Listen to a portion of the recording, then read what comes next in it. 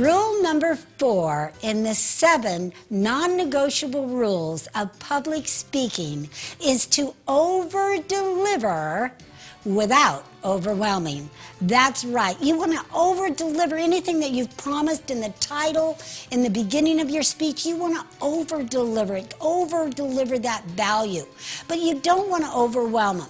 In other words, you don't want to turn on the fire hose and just, right? And just give them a bunch of information that they can't even understand or accept. Instead, you want to give them fewer information and go deep with each point so that they know how to do it. So you want to over-deliver that, but not overwhelm.